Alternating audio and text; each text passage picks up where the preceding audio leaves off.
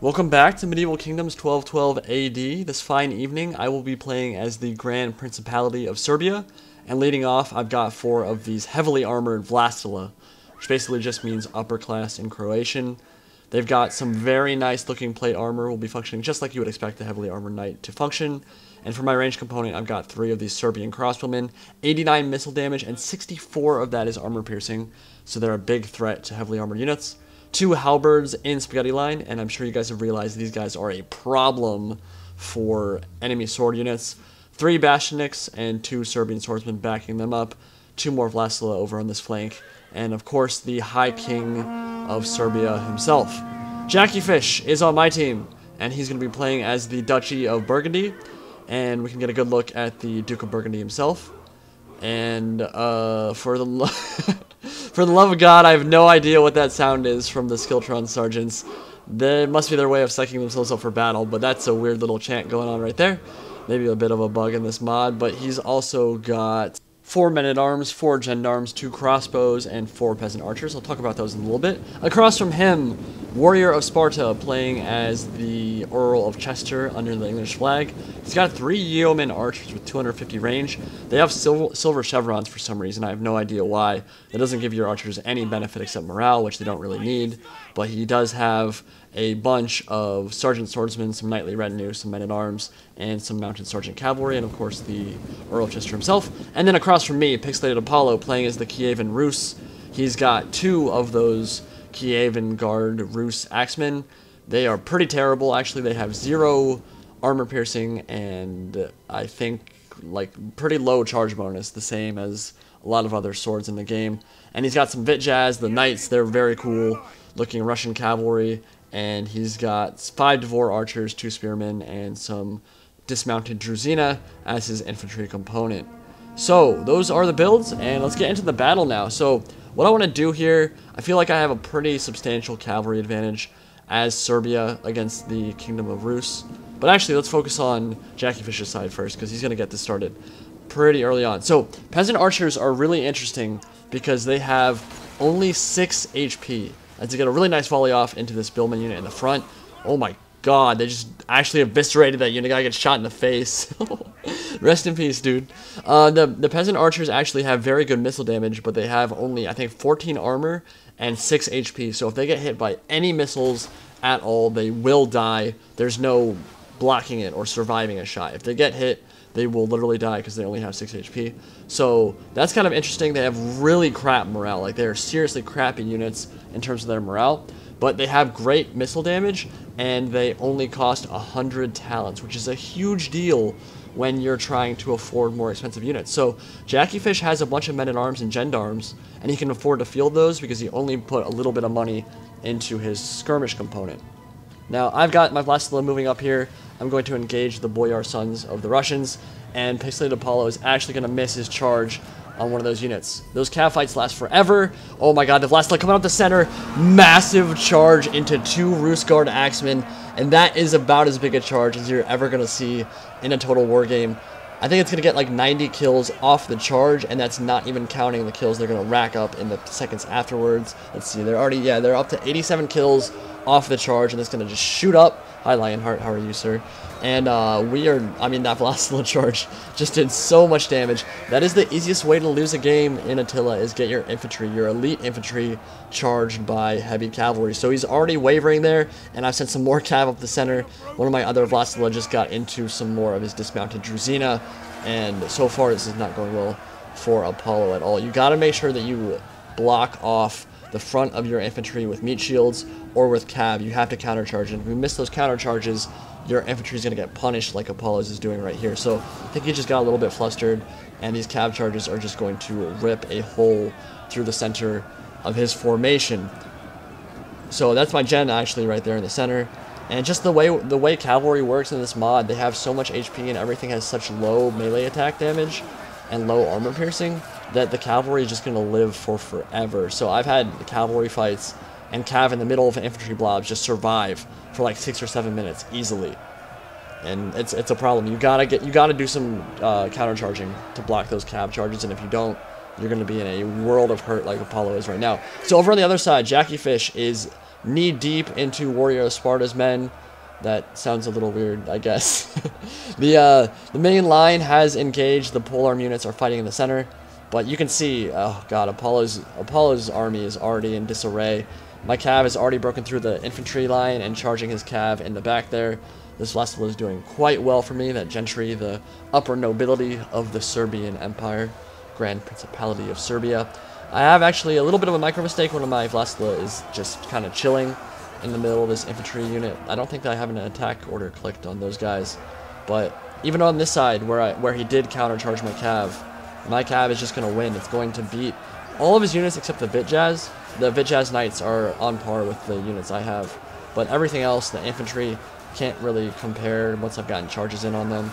And the Boyar Sons can't stand up in one-on-one combat to the Vitjaz either. So yeah, his entire right flank is broken now because of that massive charge from the gentry.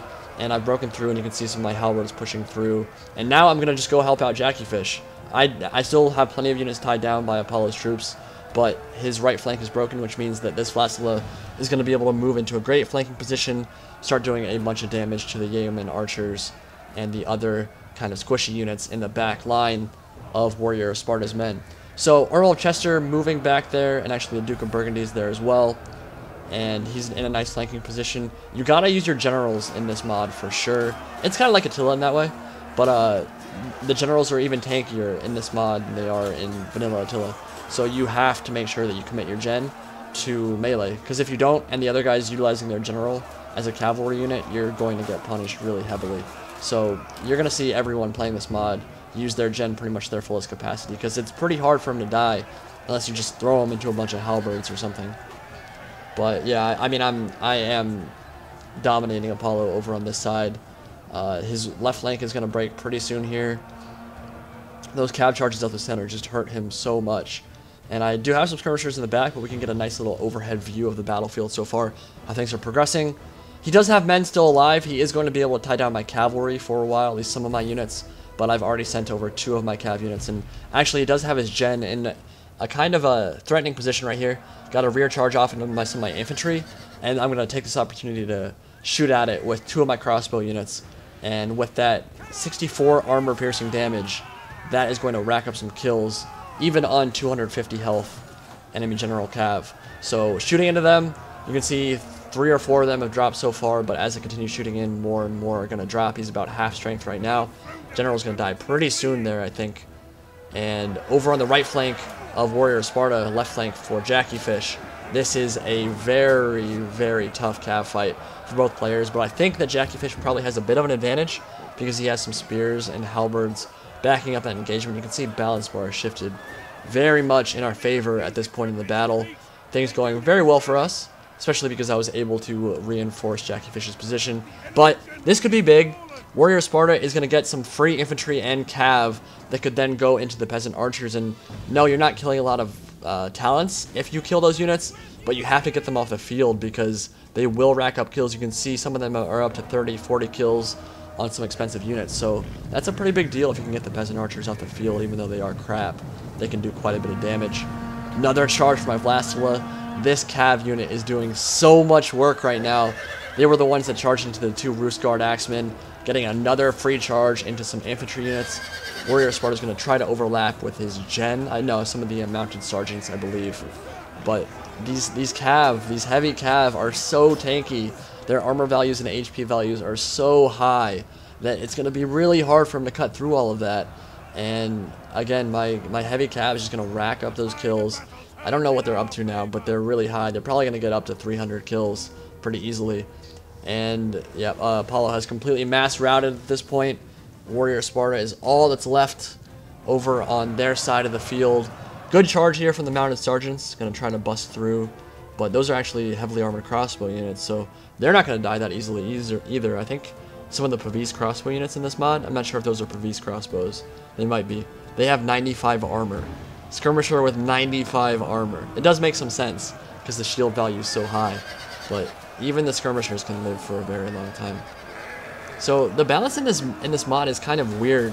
It shifts between stuff having way too much HP and stuff dying insanely quickly. Infantry still dies so fast. when you charge it with cav, but the cav itself takes forever to kill. So I'm gonna be putting together a list of balance changes that I think the mod creators should make. Again, they don't have to make any of these changes, but I feel like there are some wonky things, like the two-handed axe units not having any armor piercing or any good charge bonus that need to get changed. The Tabardaria and the Rus Guard Axemen and the Varangian Guard are just crappy right now because they have no armor piercing on their two-handed axes, and they have really crappy charge bonus as well. So there's a list of that stuff that I'm going to put together, and if you guys have been watching these battles and want to put your suggestions in there as well, feel free, because I'll probably do a video for that sometime relatively soon, just suggesting some stuff, and you guys can suggest stuff as well. But at this point, it's a foregone conclusion. Me and Jackiefish are gonna just clean up the remnants of Warrior Sparta's army. The Earl of Chester is a sad man today. In fact, he's probably already dead at this point, so he's not sad, he's just dead. But yeah, I can't say it enough, and I know that you guys are getting tired of it because you've seen it on so many other replays for this mod so far, but it is gorgeous to look at. And for those of you who are complaining that there are way too many plate armor units, again, this is not only 1212, it's 1212 is the name of the mod, but that's just the campaign start date. It does stretch on to further into the medieval period, so it goes up to like the 14 or 1500s. So that's why you see early gunpowder units and the heavily armored halberds and heavily armored knights. And honestly, 1400 knights look way cooler than 1200 knights, if I'm honest. Really good shot there from the crossbows into the back of the mounted sergeants. A lot of blood there. And that's going to be the end of the battle. So that's just my opinion. I feel like 1400s knights look way cooler. They're more iconic looking. They have the full plate armor, and they've got all that stuff going for them. But looking at the kills here, 183 kills on one of my halberds and 338 on one of my Vlastila. Absolutely scrumptious, and they were still at 3/4 strength after all of that. This is a kind of hard matchup for Kievan Rus. They don't have any halberds. That's why I only brought 2 against them, because if I brought more, it would have been super unfair. He has to skirmish those down before I get into melee, or there's no way his guard axemen are going to be able to cut through my polearms. Looking at Warrior Sparta stuff, none of it really did that well, and then going to Apollo's. And yeah, honestly, I think Jackiefish did a great job skirmishing down Warrior Sparta's billmen and making sure they didn't get a lot of kills. And then Pixelated Apollo stuff, 0 kills on 2 of his Rus Guard axemen because they got charged and routed by my knights. And besides that one Vitjazz and some okay kills on his Devore Archers, his units really didn't perform too well. Gotta make sure you meet shield and have cav ready to respond in the center, because getting charged up the middle by cavalry into your main line is a death sentence every single time.